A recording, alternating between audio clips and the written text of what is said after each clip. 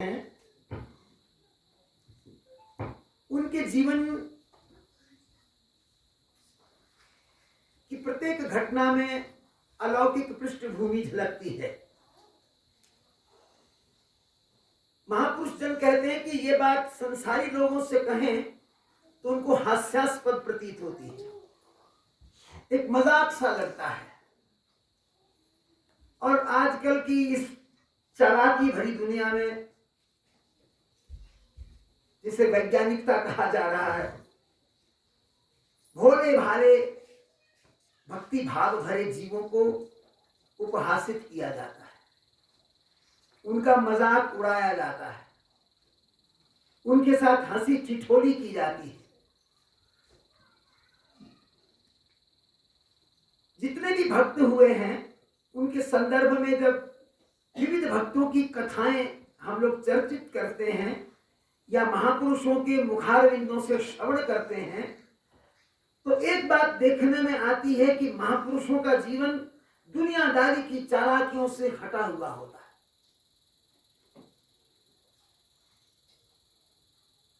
मैंने कई बार अनुभव किया कि जो वास्तविक संत हैं उनको जो कल भी बातें किसी ने सुनाई थी वो याद नहीं रहती दुनिया की,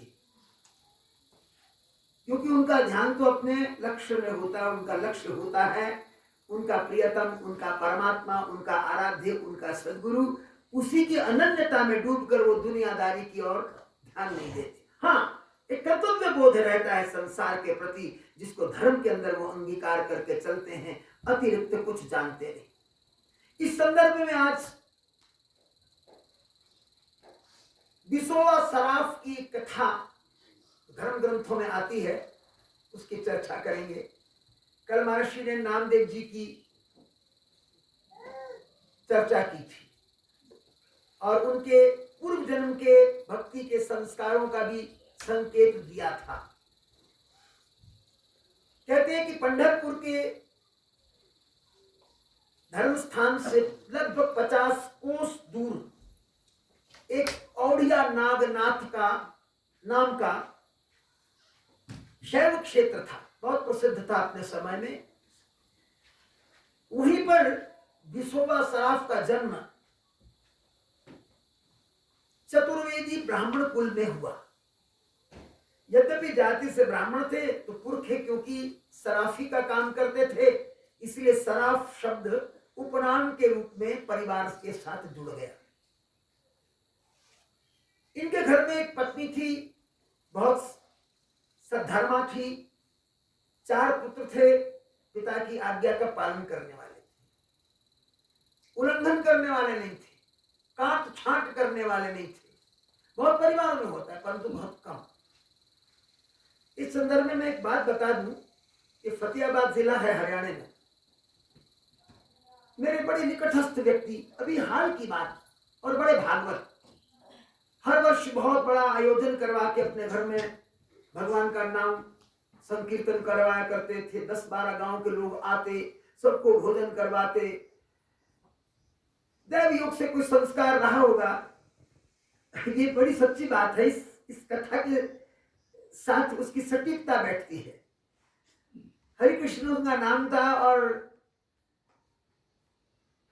अपने पुत्र को विदेश भेजने के दुराग्रह में कुछ जो आजकल विदेशों में भेजने वाले एजेंट होते हैं ना, उनके चक्रजाल में आ गए। उन्होंने उसको फुसलाया और उनकी अपनी जमीन 15 एकड़ थी, 15 किल्ले। ये ज्यादा नहीं, 10 साल के भीतर की बात है। फुसला करके उस व्यक्ति को अपना आगे का एजेंट बना लिया। कहा हमारे पास ग्राहक लाओ, आपको इतनी आमदन होगी, ये होगा वो होगा, आपके बच्चों को भी भेज देंगे, आपका भी नाम होगा, आपके गांव के लोग भी चले जाएंगे। बेचारा भोला व्यक्ति जाल में फंस गया। अब उसने लोगों को ग्राहक बनाया, उनके पास ले गया।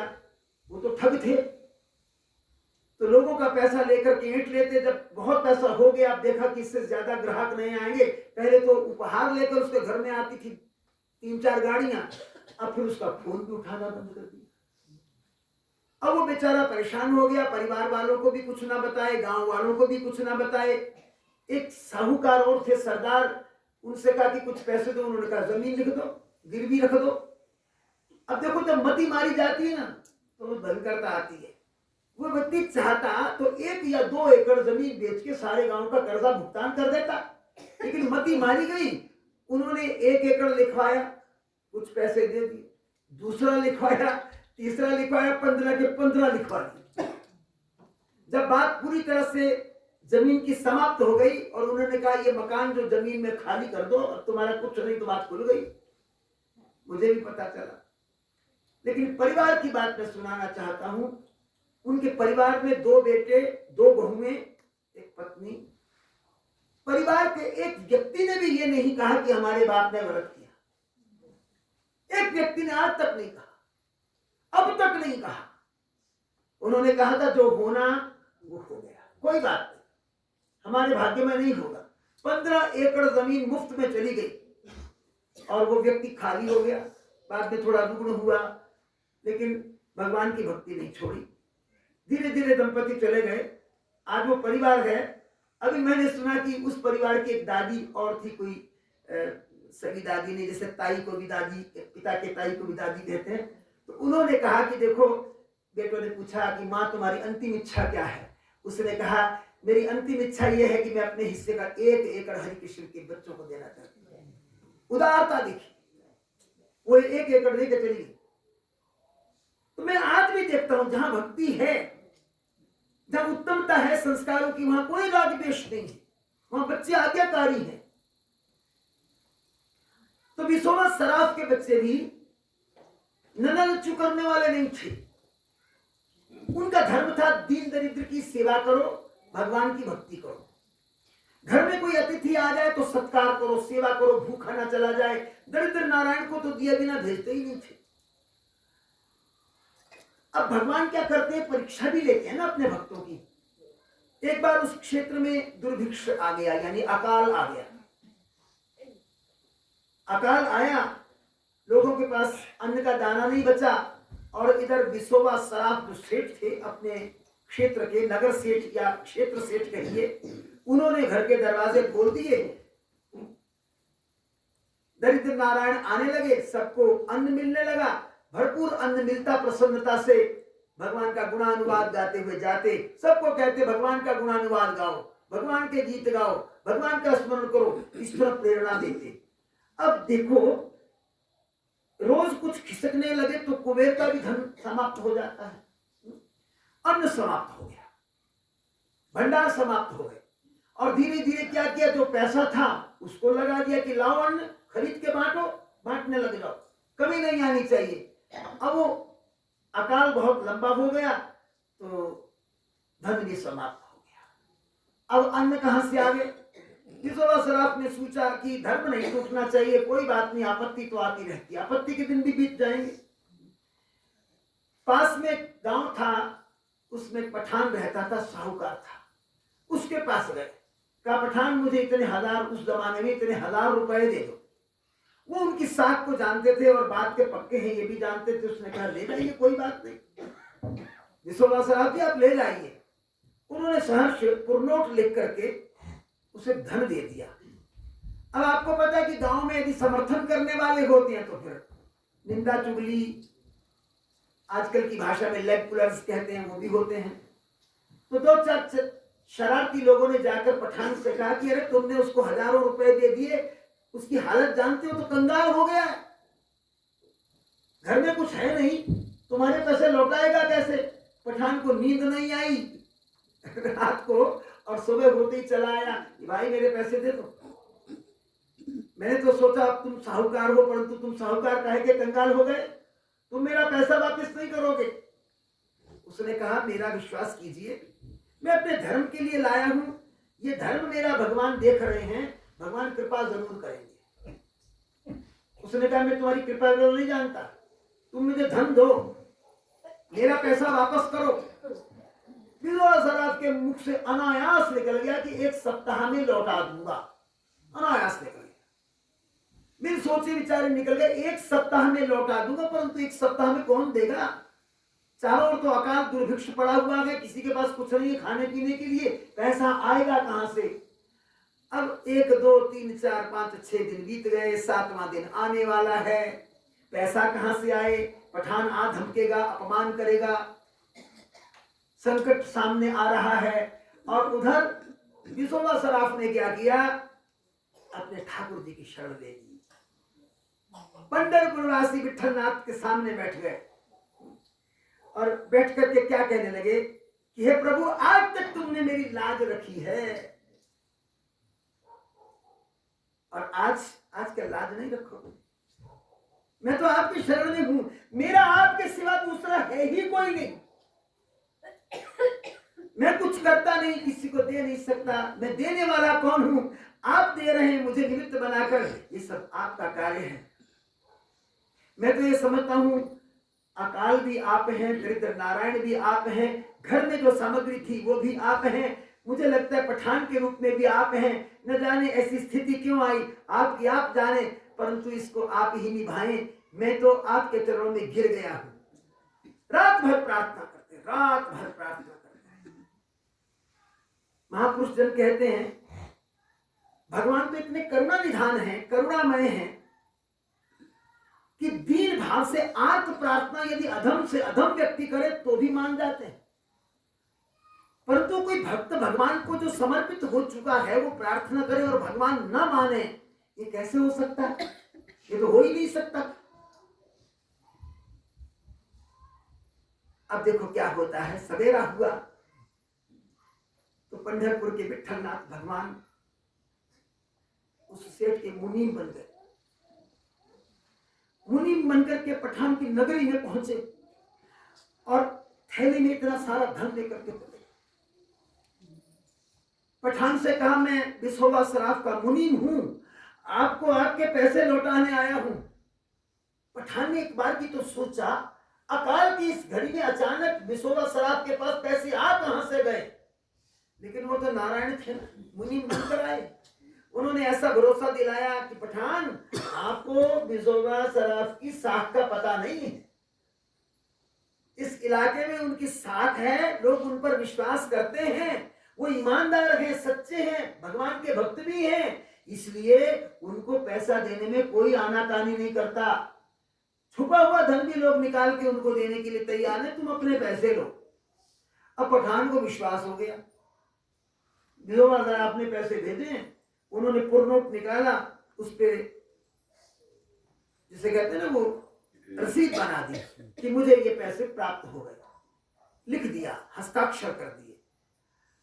उधर रात भर तो प्रार्थना करते रहे, सुबह स्नान किया, भगवान के चरणों में प्रणाम करके संध्या वंदन कर लिया। करने के बाद गीता पाठ करते समय जब गीता की पोथी खोली तो वो पुराना भरपूर नोट दिखाई दिया जिसपे उधार के पैसे लिखे हुए। फिर भगवान की याद तो आई। जब पाठ आदि से निवृत्त हुए तो सोचा, मन में आया कि मैं ऐसा क्यों ना करूं, पठान के यहां चला जाऊं, उसके आगे हाथ जोड़ दूं कि पैसों का इंतजाम नहीं हुआ, मुझे थोड़ी मोहलत और दे दी जाए। ऐसा ही किया। कोई बस गाड़ी का जमाना तो था नहीं, पैदल निकले और पठान की नगरी में पहुंचे। उससे कहने लगे, पठान मैं आपसे मोहलत मांगने आया हूं। पठान ने कहा, किस बात की? पहले तो स्वागत की, आइए ये बैठिए। सराफ जी बिसोबा देख रहे थे कि आज वाणी में बदलाव है पठान की। उधार चुकता कराने के लिए जिस प्रकार की वाणी उस दिन बोल रहे थे, आज वैसी वाणी नहीं है। बिठाया, सत्कार किया, कहिए आना हुआ आपका? बोले, मैं इसलिए आया हूं कि मोहलत मांग रहा हूं, पैसे का इंतजाम नहीं हुआ, थोड़े दिन और दे दीजिए, भरसक प्रयत्न करके आपकी पाई पाई चुका दूंगा। तो क्या बोल रहे हैं आप? आपको भूल गया क्या? आपने तो कल अपना मुनीम भेजा, एक एक पाई चुकता कर दी, ये देखिए ना रसीद। हक्के बक्के रह रहे हैं, सोच रहे कि कुछ इनको गलती लगती है। बोले, पठान आपको कुछ गलती तो नहीं लग रही? किसी और के पैसे आपने मेरे खाते में तो नहीं लिख लिए? अब वहां जो गवाह थे, साक्षी थे, जिनके सामने भगवान ने वो पैसे लौटा करके हस्ताक्षर करवाए थे, वो सब कहने लगे, अरे नहीं महाराज, बिसोबा जी आपका मुनीम सचमुच में पैसे देकर गया है। बड़े हैरान हुए, बड़े विस्मित हुए कि मैंने तो किसी को भेजा नहीं, पैसे पठान के पास आ गए। पहले तो मैं अपने मुनीम से पूछता, मेरा मुनीम इनके पास आया, कहां से इंतजाम हुआ? लौटे। अब लौटते लौटते मन बड़ा विस्मित है और ठाकुर जी का चिंतन कर रहे हैं, ठाकुर जी की आराधना कर रहे हैं। एक पुराना भजन था, हमारे गढ़शंकर की माताएं जानती होंगी, वहां गाया जाता था। मैं एक लाइन सुना देता हूँ, ज्यादा नहीं है। वो मुझे इस संदर्भ में कभी कभी कोई पंक्ति याद आ जाए तो मन बेबस हो जाता है कि सुनाई दूं।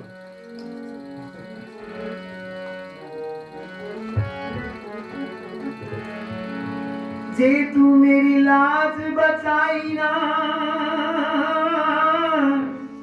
तेनू मैं राधिका रानी दिसा।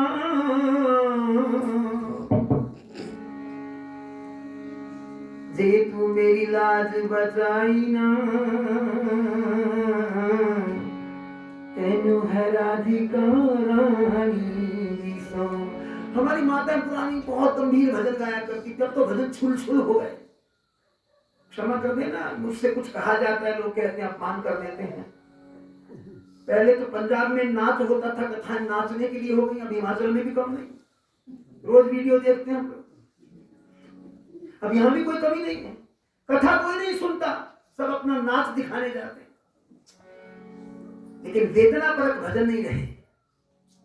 एक पंक्ति लिख रहे हैं, जे तू मेरी लाज बचाई ना, तेनू है राधिका रानी दिसो। जे तू मेरी लाज बचाई ना, तेनू है राधिका रानी दिसो।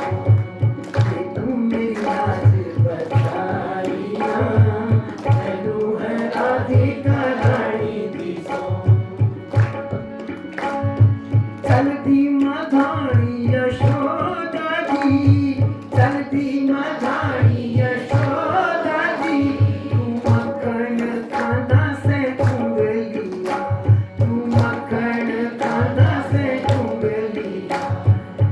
मेरी लाज बचाई ना, मेरी लाज बचाई ना, तेनू है उस मधानी दिसो। मोहना बंसरी वालिया, तेनू है राधिका रानी दिसो। मेरी लाज बचाई ना, तेनू है राधिका रानी दिसो।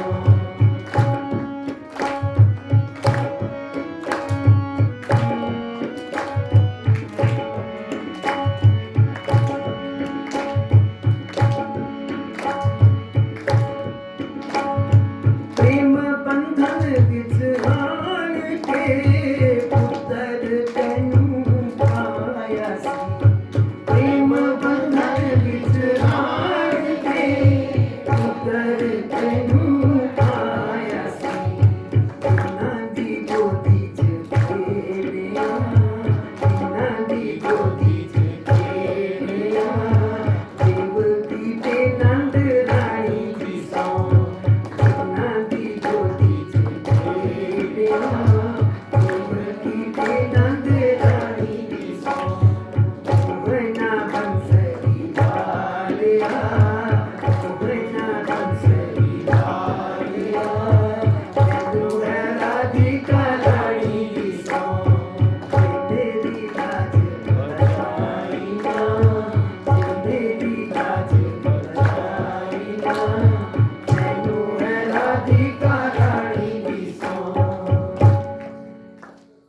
प्रसंगवश दो पंक्तियां याद आ गई, यही भाव चल रहा था बिजो और सराफ के मन में। ये क्या हो रहा है प्रभु?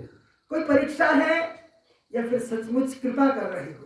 कुछ समझ नहीं आ रहा। घर जाते ही उतावली से मुनि को बुला, मुनि अपने घर से आया, कहा कि तुम्हें इतने पैसे कहां से मिले? तुमने पठान के पैसे चुकता कर दिए। बोले महाराज, मैं तो सारी स्थिति को जानता हूं कि आपके पास कुछ नहीं है, तो मेरे पास कुछ कहां से आएगा? मैं कहीं नहीं गया, मुझे किसी स्थान पे ले जाइए, सौगंध खाने को तैयार हूं। रोने लग गए। मेरे कारण मेरे नारायण को मुनि बनकर आज पठान के यहाँ जाना पड़ा, सारी रकम चुकता कर दी। अब तो परम विरक्त हो गए, परम वैराग्य जाग गया। कहते हैं कि संत ज्ञानेश्वर की मंडली में सबसे बाद सम्मिलित हुए विसोबा सराफ, सबसे बाद। उन्होंने अपने अभंगों में, अपने पदों में इसका उल्लेख भी किया। वहां जाकर के योग अभ्यास करने लगे कि दुनियादारी में थोड़ा बहुत भी मन जाता तो भी ना जाए। हम लोग संभवतः कक्षा में चिंतन कर रहे थे कि पतंजलि योग प्रदीप का दूसरा जो सूत्र है, योग से चित्त वृत्ति निरोधा, अपनी चित्त वृत्तियों को उन्होंने निरुद्ध कर लिया और केवल उस अवस्था में चले गए जहां दुनिया दिखाई ही नहीं देती, केवल विरक्ति, सिद्ध पुरुष बन गए। उधर नामदेव जी को मर्यादा की दृष्टि से भगवान ने आदेश दिया, यूं तो तुम्हें कोई गुरु की आवश्यकता नहीं है, तुमने पूर्व जन्म में इतना प्रेम कमाया, भगवान तो उनसे बातें भी करते थे, परंतु मर्यादा की रक्षा के लिए तुम विसोबा सराफ को गुरु बना लो, ऐसा सिद्ध नहीं मिलेगा।